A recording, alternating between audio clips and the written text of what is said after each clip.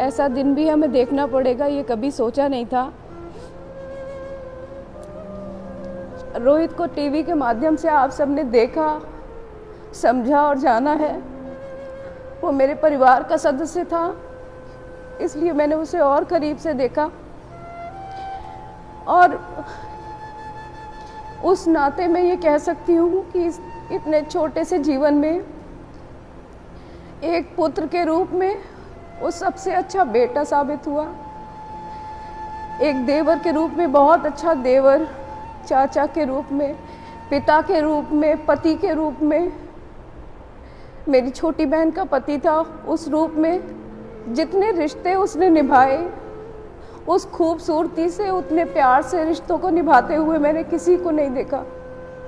मेरे सभी जानने वाले जो रोहित को जानते थे मुझसे अक्सर कहते थे कि मुझे उससे मिलवा दो। मैंने कहा आपने उसको केवल टीवी पर देखा है, जब आप उससे सचमुच मिलेंगे तो उसका व्यक्तित्व भूल नहीं पाएंगे।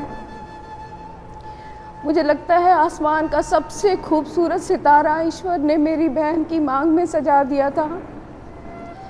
आज मैं उसको यही कहकर समझा रही थी कि सोचो कि ईश्वर तुमसे पहले ही संवाद कर लेता और तुमसे कहता कि जीवन छोटा होगा लेकिन बहुत खूबसूरत होगा, बहुत प्यार से भरा हुआ होगा, बहुत सुंदर होगा, तो तुम क्या मांगती? उसने कहा मैं यही मांगती। ये अन्याय ईश्वर ने जरूर किया है, लेकिन ईश्वर के लिखे के आगे हम सब असहाय हैं।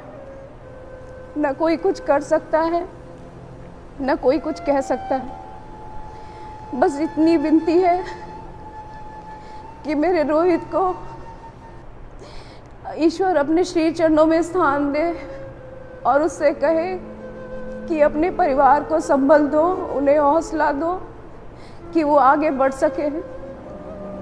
बहुत सारे काम अधूरे छोड़ गया है, लेकिन जाने वाला कभी तैयारी करके नहीं जाता। इतने कष्टों के बारे में सुना, इतने लोगों के तकलीफें सुनी, इतने लोगों का जाना सुना, लेकिन जब अपने ऊपर आ गया तो लगा सबसे दुखद, सबसे गंदा यही साक्षात्कार हो सकता था और वो दिन भी हमने देख लिया।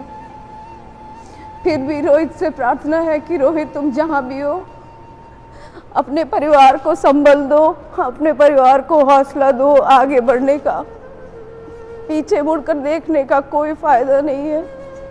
हे ईश्वर उसे अपने पैरों में, अपने सदगदी में स्थान दे और उसके परिवार को हौसला दे। धन्यवाद।